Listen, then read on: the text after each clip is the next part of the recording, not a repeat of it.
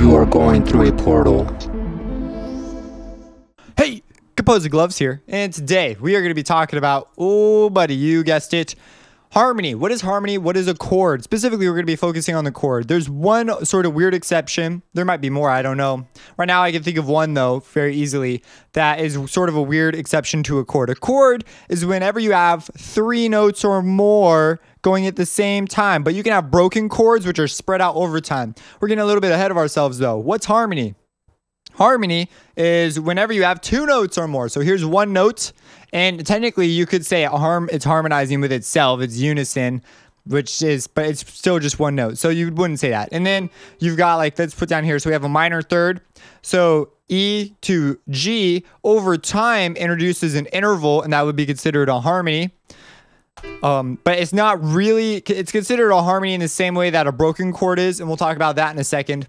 Whereas here, they're on top of each other. This is what, when you say harmonize with that, someone's going to sing that on there. This is like broken harmony. The same thing as a broken chord. So it's a little different. So when people think of harmony, they think of it happening at the same time, generally. Now, a chord is whenever you have 3 or more notes, okay? So we have 3 notes or more. So you'd have like 8 notes, 10 notes, 115. If you could do that, we would have that. Maybe you've got all the different tuning schemes going at the same time because you're an experimental philosopher. So, okay, we have these 3 notes, but you can also have something called a broken chord. How do you break up a chord? Well, it's exactly how it sounds. Say you have a chord, you could do this. Let's move this note to an E.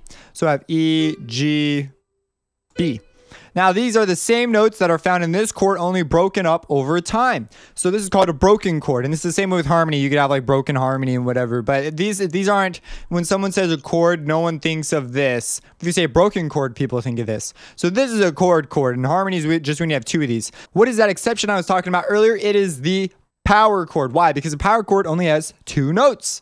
So it's not technically a chord, but it's called the power chord. The academics, I guess, because it's academically pretty much agreed that it's not a chord, but in pop, in some genres where it's like used, like pop or rock, it's pretty much considered a chord. People say play the power chord. People know it's in the name, and so they stuck it to the academics, I guess, and made something that isn't technically a chord, but it's only got 2 notes. You need 3 because the interval relationship between them at that point is considered complicated enough to give it another name, I suppose. So there are actually names for amounts of notes in the chord too. So for example, 3 is a triad. You can have a tetrachord and go so on and so forth. Most people just call them by the names though. Like this is an E minor chord. So that's what people would say, hey, play an E minor. And then they're not going to say play any, they could say play an E minor triad. They could even tell you the inversion, which we haven't talked about, and we'll talk about that later. But when they get that specific, then it's like that. But if they say just play an E minor, you could play anything that's a variation of the E minor chord. And as long as it's an E minor chord, it's the same deal as what they're asking until they get more specific. When they say, oh no, I wanted this kind of an E minor chord, then you have to be more specific. But I do not ever hear people say like, hey, play an E minor triad. And usually it is the way you play that chord will be determined by the genre of music that you're playing too. So some certain genres have certain ways of playing chords.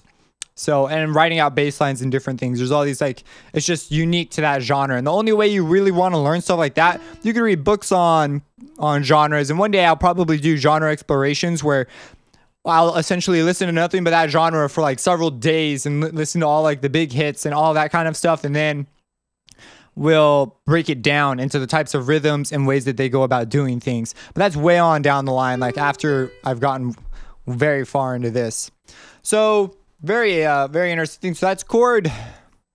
3 notes or more, and harmony is just when you have 2 notes or more. And you could have them broken up over time, but those aren't considered, like when you say a harmony or a chord, no one will really think of it like that. They'll think of them as being stacked at the same moment in time. You could have multiple lines going, and where they line up, that would be the harmony line. So if someone says harmonize with that melody, they're saying sing that melody with some harmony. You could be singing a different line rhythmically. It usually isn't very different. It's similar because you want it to sound harmonious with that line. But in more modern theories, things have just gone out the door weird and crazy. So we're going to be learning like the not weird and crazy way first. If you have any questions, let me know. Subscribe and have a blessed day.